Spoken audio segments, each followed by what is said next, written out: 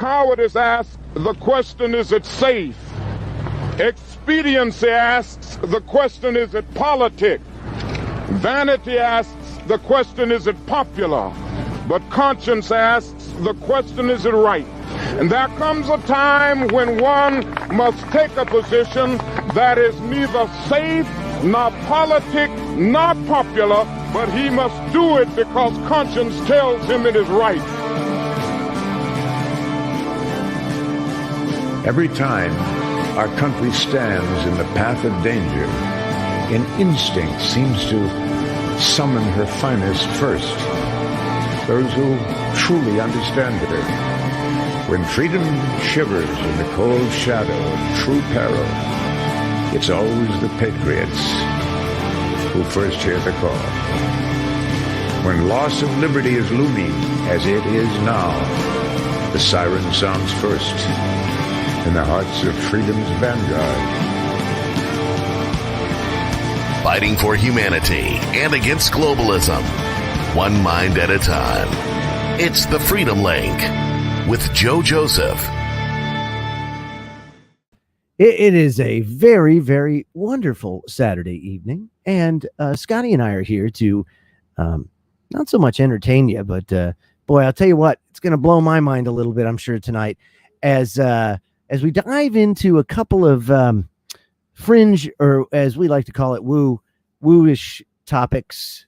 Yeah, because we haven't done that in a while. Yes, the woo is back in some way, shape, or form, I guess you could say. And what better subject to get into than to, yeah, and Scotty comes to me today. He's like, I got a couple of Mandelas for you. I'm like, oh, no, not Mandelas. No, not those again. And it's funny because you don't realize how often these things happen, or these, what psychologists will tell you, or psychiatrists, doctors will tell you, that you're misremembering things. It's misremembering.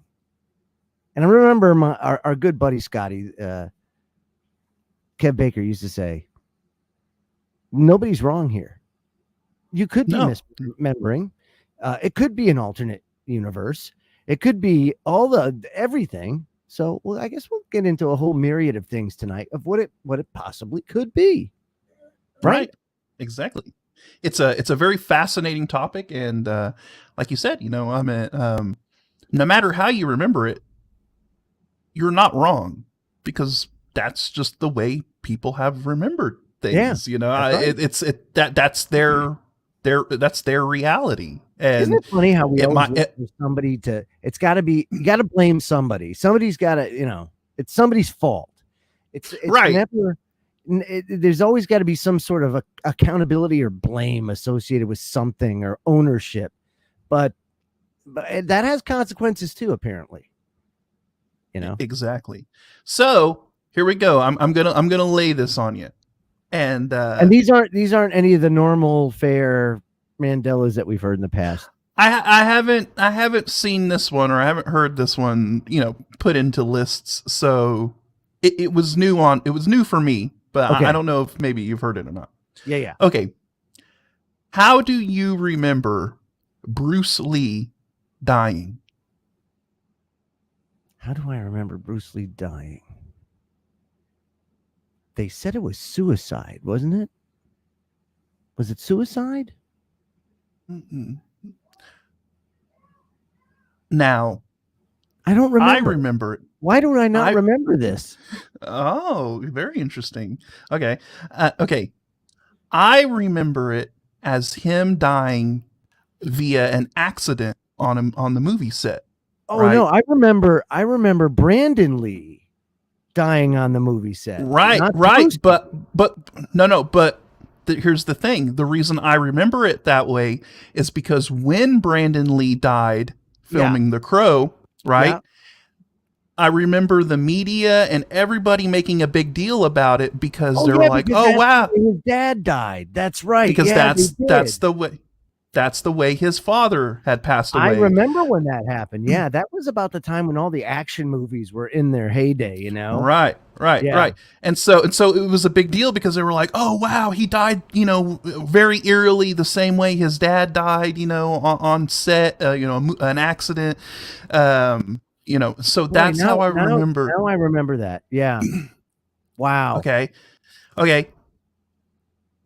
Apparently, happened, right? That's not what happened. Apparently, Bruce Lee died by taking some kind of a medication, like an aspirin or something weird like that, and it caused his brain to swell, or fluid on his brain. Oh, okay. And he passed away. That's where the suicide thing came in for me. It was the pill and the taking it, and he died. That's the other thing. Yeah. I heard both sides of it, but I do remember it the way you said it, because I remember, what that triggers a thought of, funny enough, supersize fries.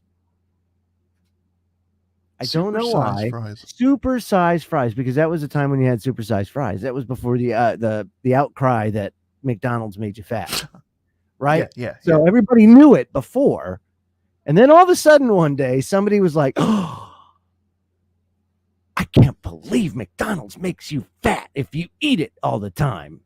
Like you're not supposed to eat it all the time. It's the whole thing.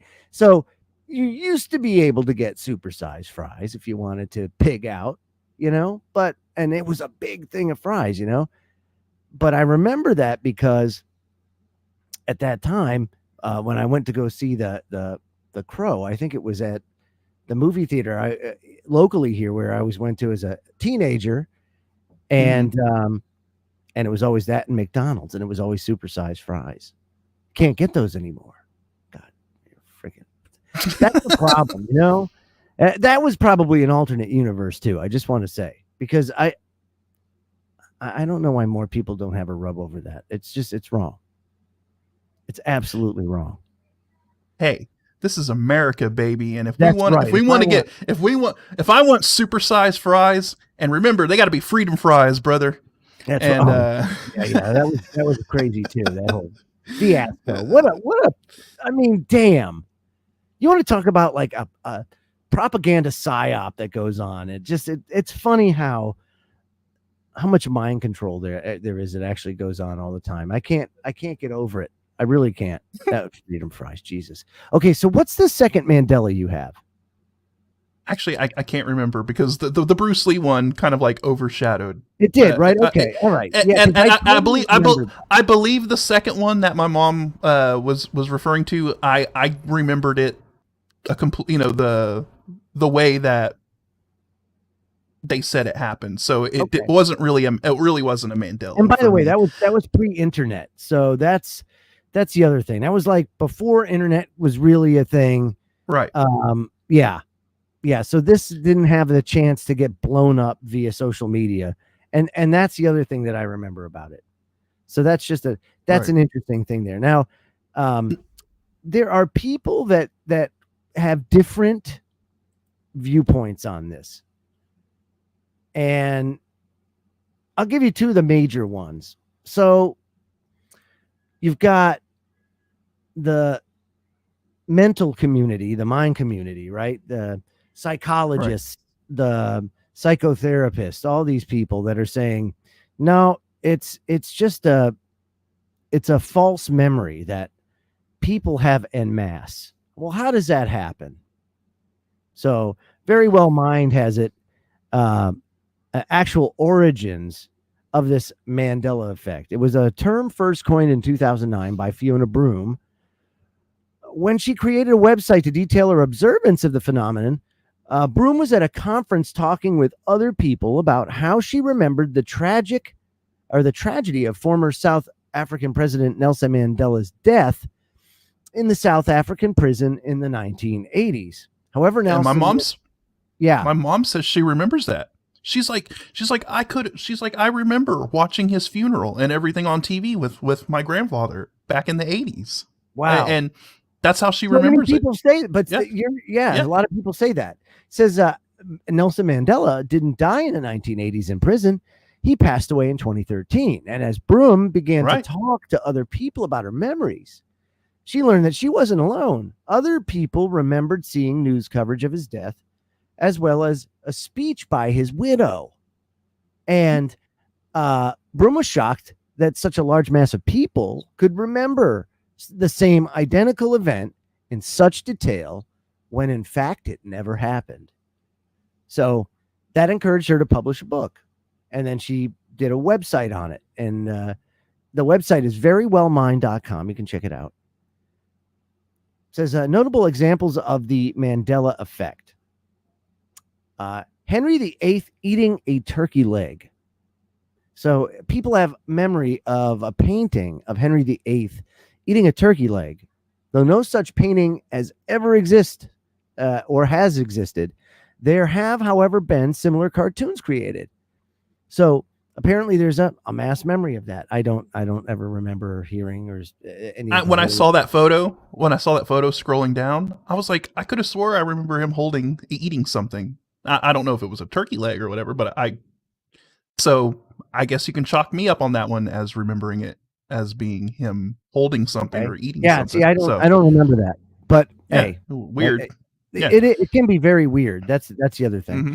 So, a lot of people who like Star Wars, right? People who like Star Wars remember the death scene of Darth Vader, and he's laying there and he looks back. He looks up at or whatever at Luke, and it was when he cut Luke's arm off. When he cut Luke's arm off. Right. Yeah. And then and everybody, Luke, I'm your father. Yeah. Well, that's how I remembered it too. But if you go and watch it, the line actually says, "No, I'm your father." It just doesn't sound right. No, it doesn't, No. dude. See that? You said it at the exact same time because it doesn't. It doesn't just, no. Why would he say, no? Whatever. Okay. How about Snow White? Right? Snow White. The mirror scene. Mirror on the wall.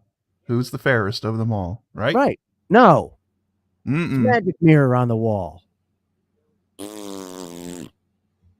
See? I don't remember that. You know? Yeah. And it does. So my wife just chimed in. She just said, the internet makes it possible for the powers that shouldn't be, if you will, to manipulate. It could be anybody, but they can start manipulating very fine details, and over time you can just weave in an alternate reality. Right. That's another thing I've wondered, is we've been seeing the the sort of manipulation of speech and whatnot, right? The twisting of words, the changing of meanings, and all of this sort of manipulation. Up and up front too now, right.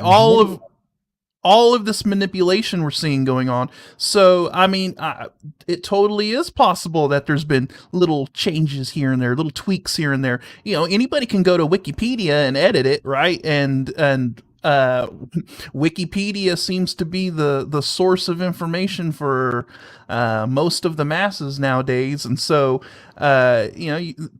it's totally possible that a couple changes here and there you can slowly over time edit history and change history and change things that may have happened. So there is that component, I believe, to it, but I also believe that there is something more going on with this whole Mandela effect things, because some of these changes are so bizarre and weird. And what would be the key bono, right? What would the powers that shouldn't be have to gain by changing some of these things, right? Like Looney Tunes, for example. Like, I mean, come on, but it's just weird. There's just a lot of weirdness around it, and I think we're just seeing a combination of all kinds of stuff, of a bunch of different things that are causing these bizarre Mandela effects. Absolutely, homie. So check this out. Well, I got more. I got a lot more, but I want to get into, so you got misremembering. Then you've got the internet issue, right? A very powerful company like a Google can Right. erase an identity, can really change history in the blink of an eye, or over time, just slowly but surely start filtering out that data, right? You get a web crawler, Right. you go in there, and it starts just slowly over time, just manipulating parameters and data until finally you have a change. And believe it or not, that's kind of how those kind of operations or those kind of things have happened over time, especially with regards to the internet and even psyops. It always is a process, right? But now it seems like it can be done almost instantly. Right. And some of the changes are very scary because they really hit at the core of a lot of people's spirituality, and really really call into question how you can trust anything anymore, when in fact with deep fakes and other methods that they already have in place, that you can't trust your eyes. Now it's all man. Speaking of deep fakes, I just saw something yesterday that blew my mind. Now they have audio deepfakes where they can run someone's voice and train it through the AI, and then type whatever out, and it will read it out in that person's voice, and it sounds perfectly natural and fluid in the way that person speaks, and the enunciation and everything. You literally cannot tell that person. You would think that that's what that person actually said. I've even heard that they're selling it as when somebody dies, you can have their voice, any like clips that they have uploaded, and then it uses it uses AI to do it, like a language AI. And another way they're marketing it is for people that do like YouTube videos and do narration and stuff like that. Oh wow! They can go in, like, say they have their script, that they read for their YouTube video, and if you say stuff like, if you go or like a bunch, you can just edit it out, and if you want to maybe add a phrase later on or add a phrase or a couple of sentences, you can add it in there and it will just speak in your voice. So it just flows seamlessly. It's crazy, man. So yeah, that's how they're, you combine the audio deepfakes with the video deepfakes, and you've got the whole package right there. Is what you're looking at actually now they take it to a new level, though. Now they take it to a new level, right? Because now you have a quantum aspect. Right now, I was never into the quantum aspect, and good old Kev, you would bring this up, and I never could understand it, but now I understand it, and now this is the scary part. This is really the part where you wonder, man, are we doing what we're supposed to be doing? Are we dabbling in things that perhaps we shouldn't be? And then never mind the fact that you have all of the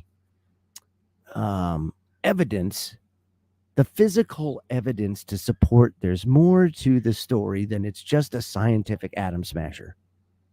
There's more to the whole CERN thing.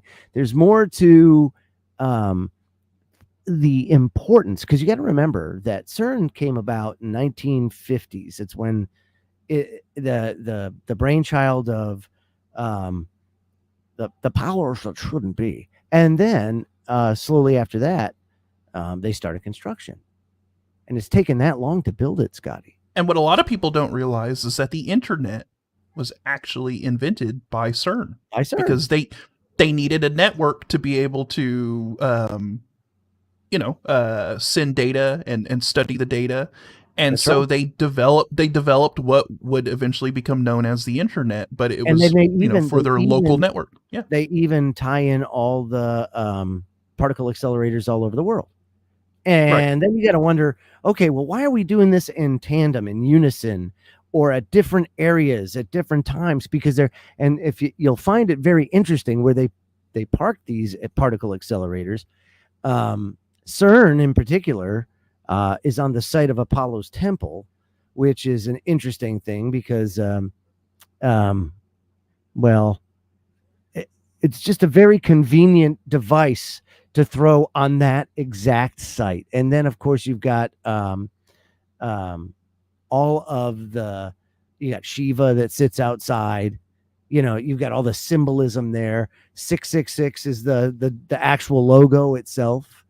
I mean, they just, of course, they do this on purpose, right? Because they know people like us are going to have a freaking heart attack over it. Right. And remember the bizarre ceremonies that they would do before they would, with the robes and all this shit. And well, what about that strange tunnel?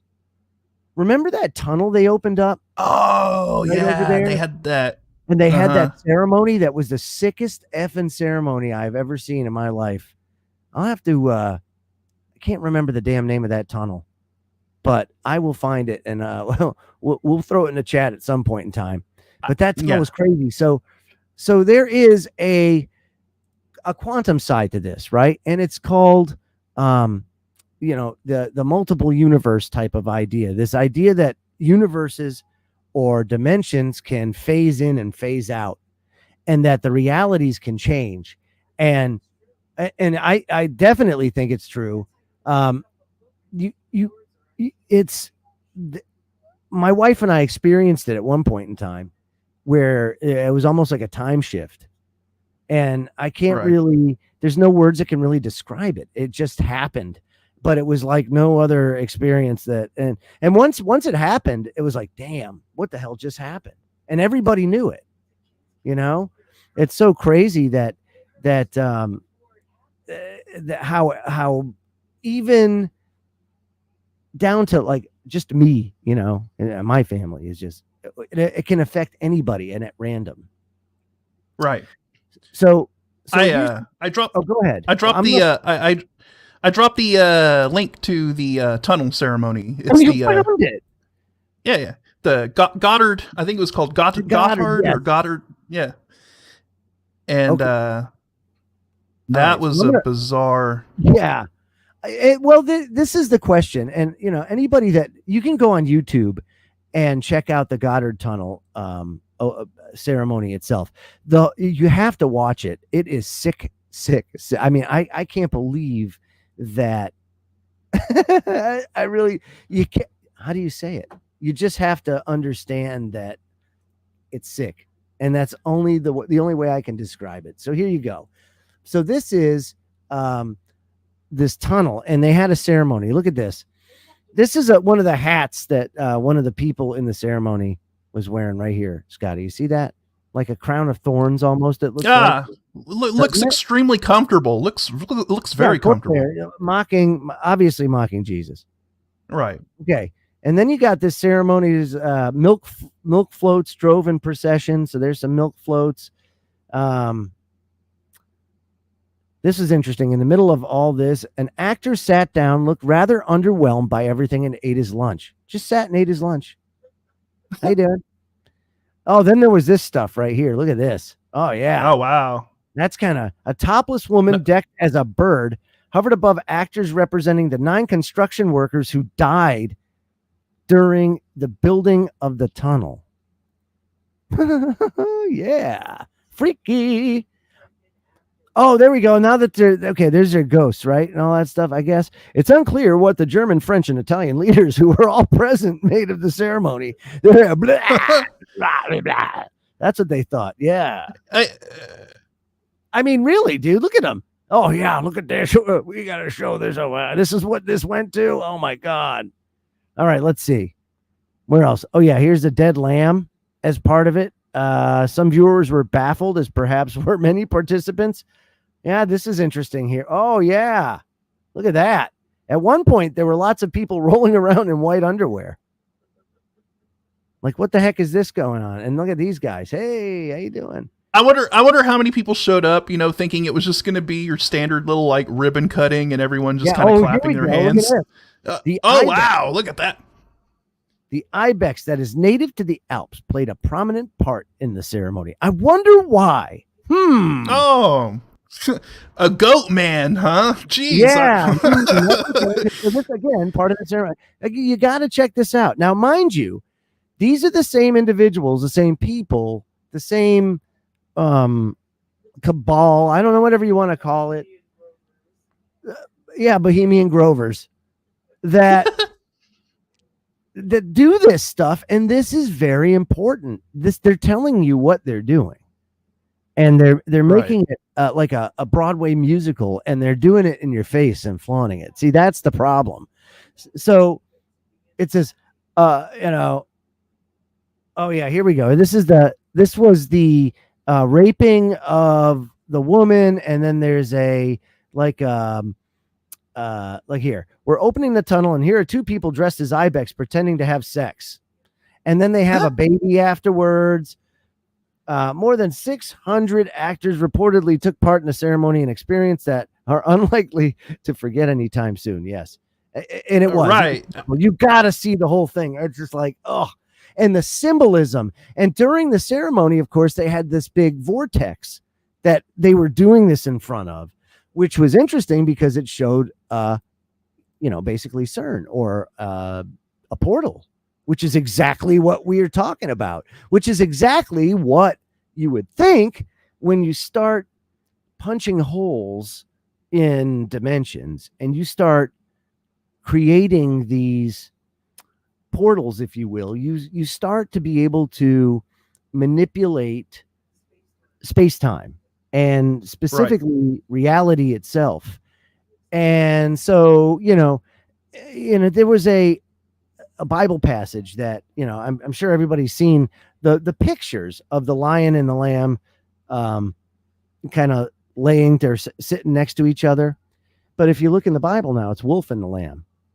And, if you think about it, that's a pretty damn stunning change, because the lion, of course, is the representation of Jesus and always has been. As a matter of fact, it was manipulated very early on, because if you go to the Great Pyramids of Giza and you look at the Great Pyramids, you look at the numbers, the mathematics, the physics that are built into that, some of it very symbolic. You find out that, and you could do all the research you want, but Enoch was tasked with building the pyramids, and Enoch existed before the language really became scattered. Enoch was special in the eyes of God. So he came back. He came back with all of this knowledge, and he was instructed to build a pillar, basically a pillar to God. So he went and built the pyramids, which also in front had a lion that sat in front. And the pyramid was meant to be a direct representation of New Jerusalem, when New Jerusalem comes down and Jesus reigns over New Jerusalem. It was meant to be a representation of the promise. You guys are bad, you've fallen, you're naughty, but if you hang tight, I'll be back. And when I come back, this is what, there you go. This is a symbol of my promise. This is what happened. So, and there's all sorts of interesting conformational symbolism and architecture that just, it's an amazing journey to actually go through. But long story short, somebody at some point in time said, no, lion doesn't work here. Now we're going to make it the Sphinx. Yeah, that's what we're going to do. We're going to frickin' ding, ding, ding, ding, ding. And now it is something totally different. And then we're going to go ahead and somebody's going to put a little bit of spray paint in that big pyramid, and they're going to say that Khufu built the pyramid, right? So, I mean, right. It's just history again changed, although that was a little more organic. Same principle, right? And the wolf is symbolic because it's a representation, a direct representation of Satan. So Right, and the have wolf that is substituted right, really bad. The wolf is a predatory creature, that is not to be trusted and whatnot. So why would you have that being represented? It's weird. It's just a weird thing, right? But again, it strikes at the core of people's spirituality, and that hurts. That hurts, right? Because now it's what do you trust? What else has been changed? See, it starts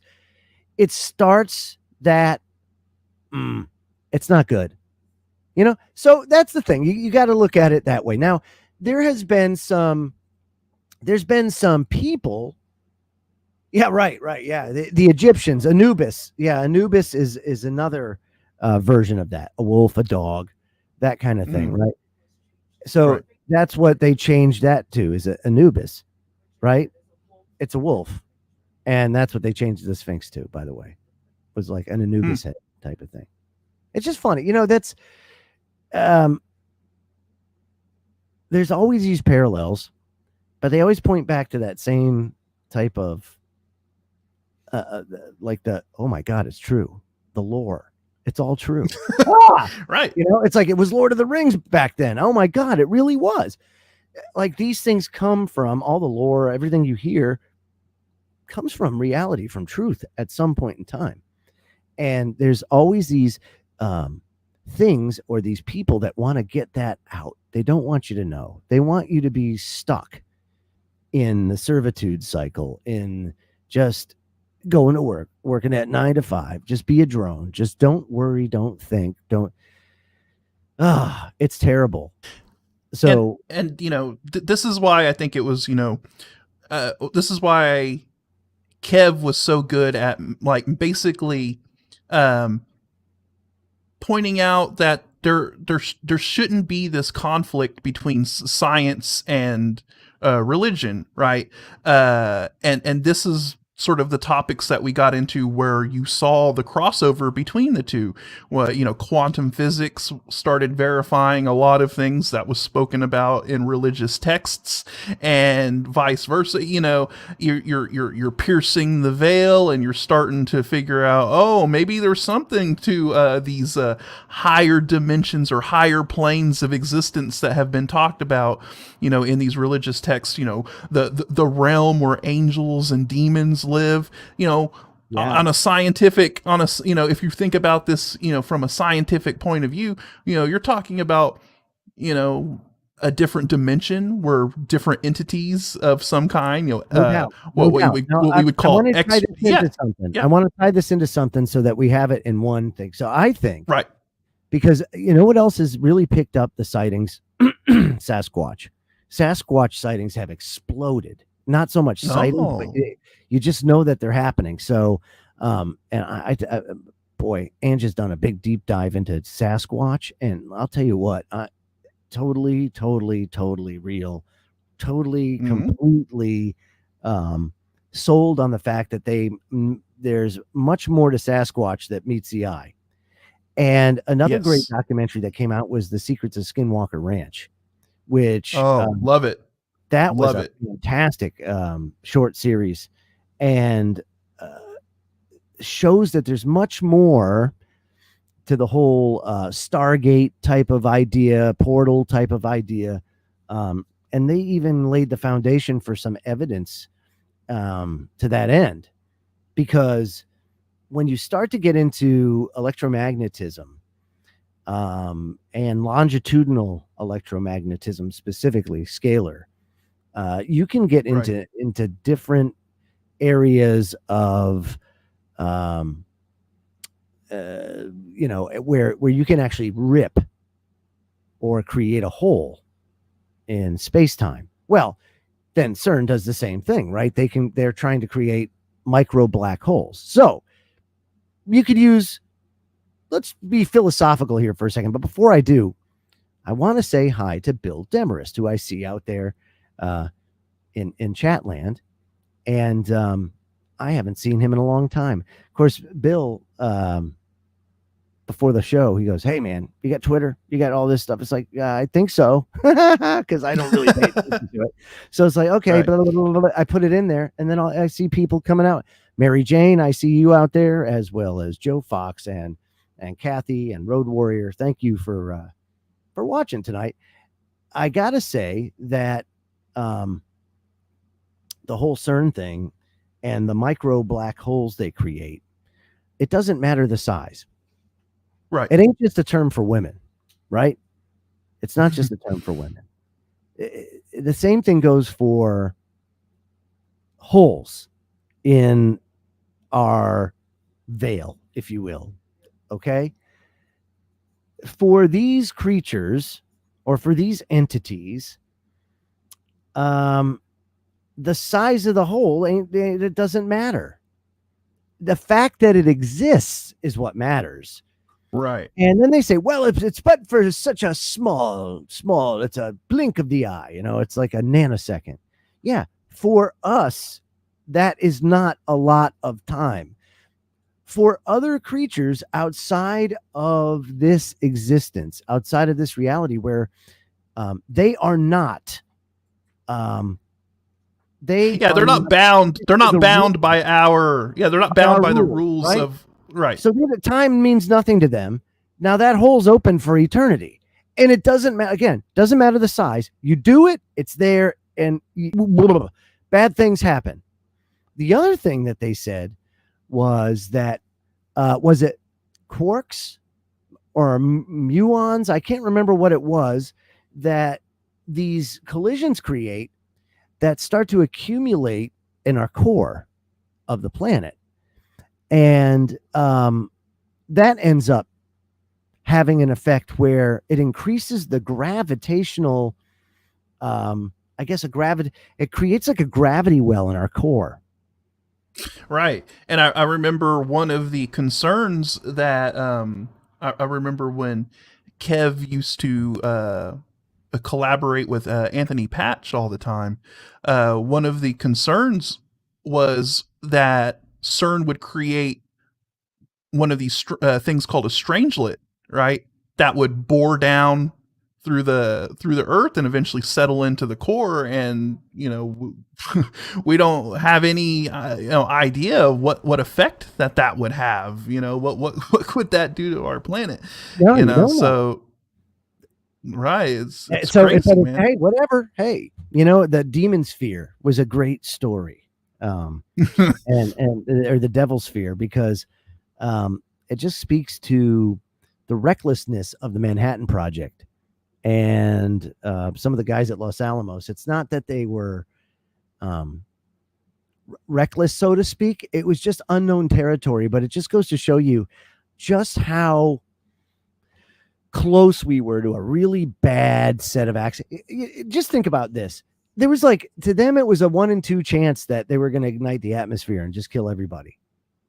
And well, that was okay. That was acceptable, right? It's that's a risk. That's a risk we're willing to take. Right. I don't think that. When did I get the memo on this? Did I consent to this? Come on, guys. That kind of thing. I don't think so. Right. When Sasquatch DNA is tested, by the way, do you know what it comes back as? What? Human. Interesting.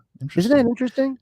There's yeah. Now, if you're talking, it's an interdimensional creature, right? That lives. Perhaps they can travel.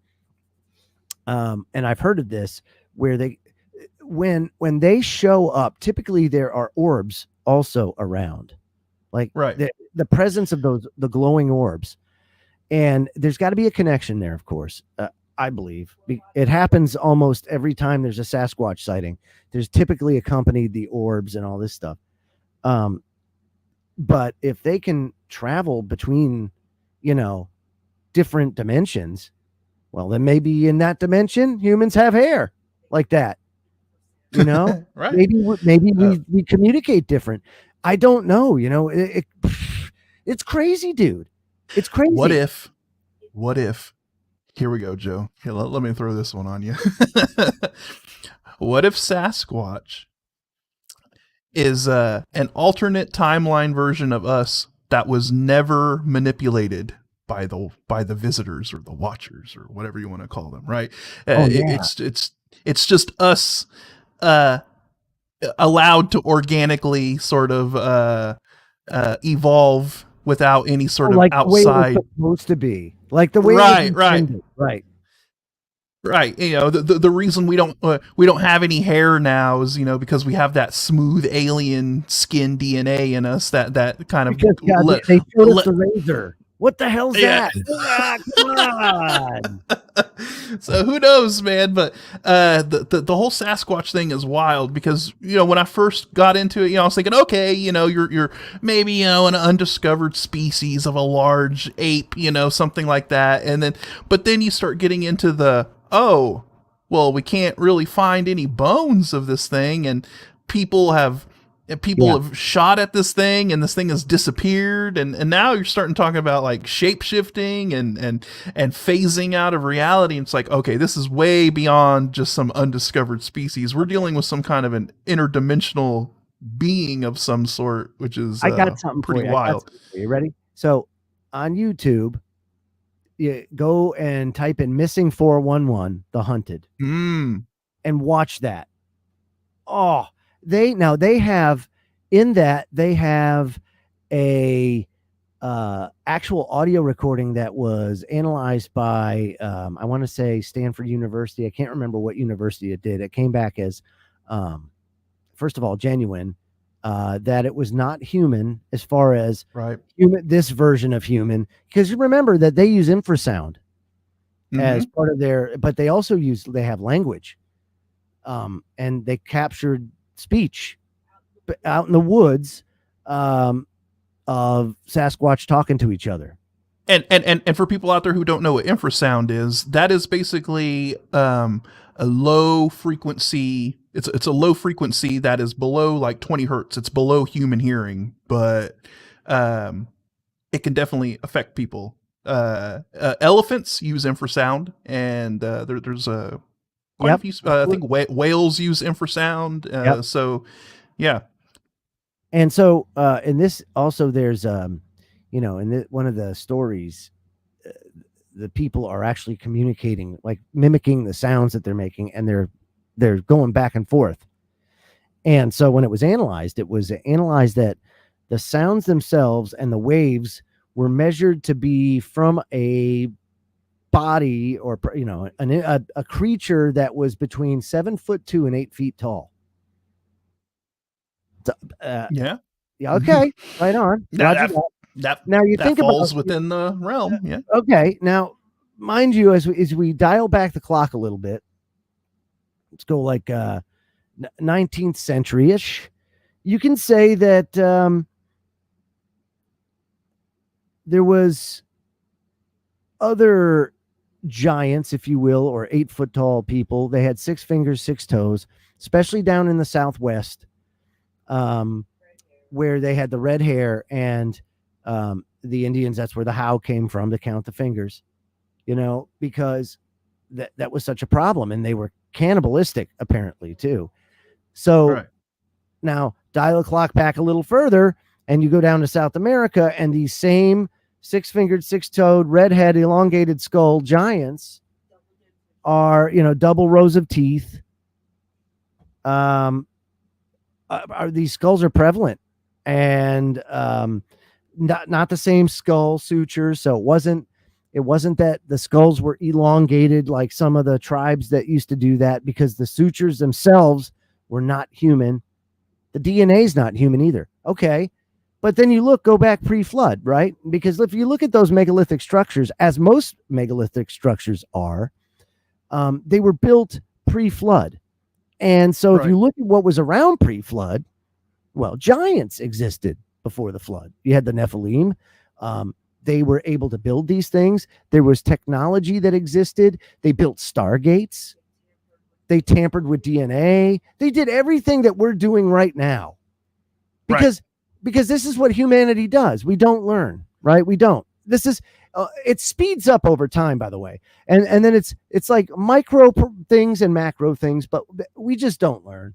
We always repeat the same damn mistakes time and time again because for some reason we just everything can't is cyclical. Yes, Everything but is God, it's a cyclical. Have to be. Yeah. It doesn't have to be.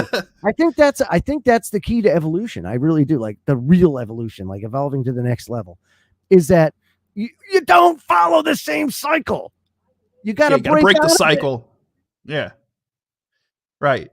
And a lot of this also applies to like the was it timeline zero stuff that Terrence McKenna would talk about, where it used to be right. Like think about it like this: you have the Roman Empire, right? And look how long it took for the Roman Empire to collapse, and you had hundreds of years where technology really didn't advance. You know, like if you were born, or let's say if you plucked somebody from the year 37 or 300 BC, right, and you fast forwarded it like 200 years to 100 BC, how much really changed from that point, right? Technology evolved at an extremely slow pace. It's only within, the past 100 years or so that technology like rapidly increases.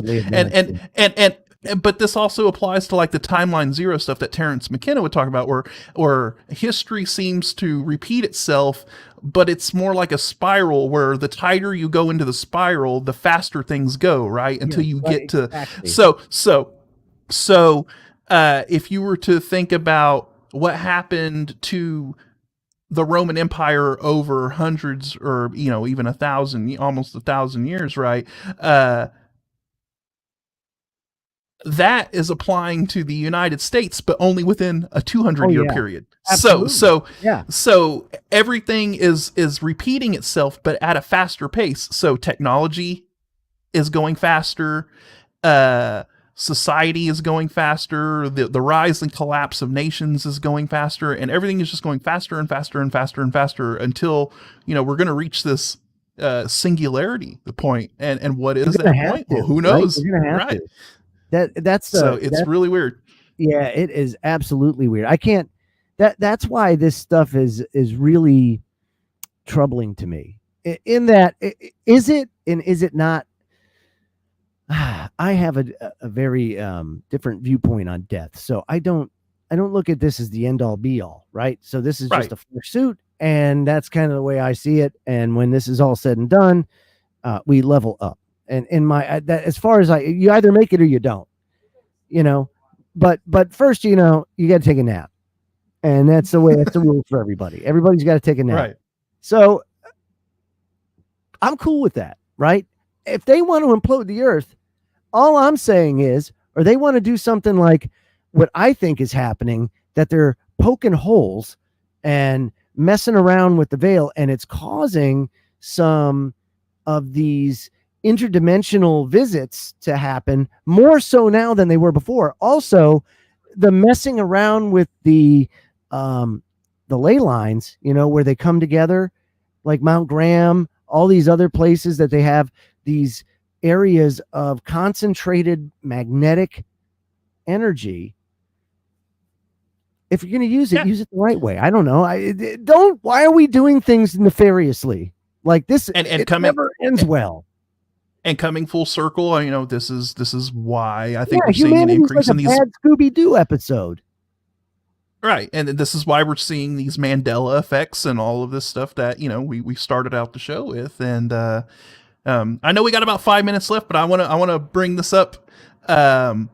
You've been seeing all the flooding going on in the desert, and Arizona has just been seeing record rainfall. Las Vegas? I mean, did you Las see Vegas ceilings coming down in the casinos? That's crazy, man. Like they never get rain like that. They need it though. I mean, Lake Mead is pretty much bone dry, so Lake Mead needs it. But that's the question: did they get it, or did it rain in Vegas? Because Vegas is south of Mead, so did it even reach Mead? Because I know Death Valley got hit, but I don't think Lake Mead got hit. The Bonneville salt flats are completely underwater. They had to cancel all the races out there because it's pretty much turned back into a salt lake again, and it's wild. So, I was watching a thing the other day about the Hungatunga volcano that blew up earlier, the largest volcanic eruption that we're probably ever going to witness in our lifetime. And they were talking about how it was like millions and millions and millions of metric tons of seawater was blown into the atmosphere. And, it makes me wonder, is that causing a lot of these flooding events, rain events? Is that, our atmosphere is now saturated with a lot of water vapor from this volcanic eruption.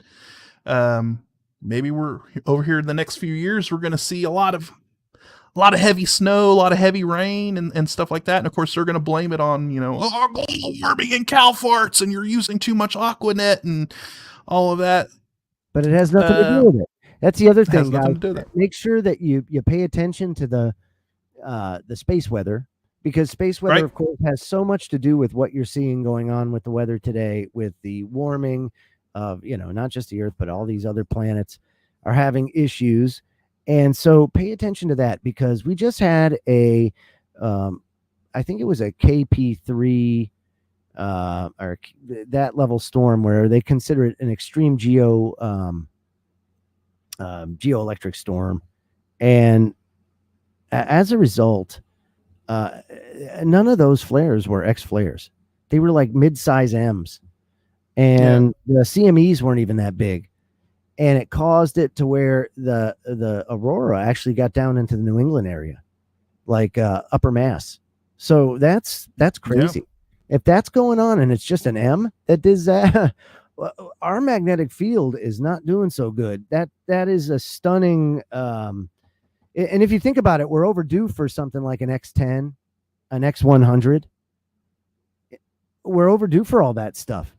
So when that happens, man, that's not good. You throw that on top of all of the stuff we were just talking about earlier. It's quite a hodgepodge, a smorgasbord of stuff that's causing all kinds of crazy stuff and all this other crap, right? I mean, it's like it's coming from all directions, folks. It could be inflation. It could be, like I said, a myriad of things. That's why it's so important that you just take it one day at a time and just enjoy the positive things, and always tell yourself it can always be worse, because it can always be worse. And just, open your heart and your mind and just seek the truth, and you will find it. I promise you'll find it. Although it's going to be harder these days because of the shenanigans of certain scientists and evil villains. But it's okay, because as far as I'm concerned, Scotty, it makes things exciting. Spices it up. Does. It really, truly does. Well, we're out of time. Yep, we are. Dadgummit. Next week, folks. We'll be back next again. Week.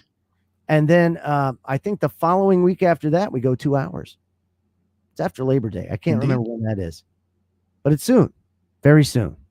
2 hours. Fantastic. Yash. So have a good night, everybody. Don't forget to stay tuned. It's not Down's a rabbit hole anymore. It's more like just Popeye and Friends. Yeah. Popeye and Friends. Coming up next. We'll see you later, folks. Have a great night. Is that a Mandela? Oh,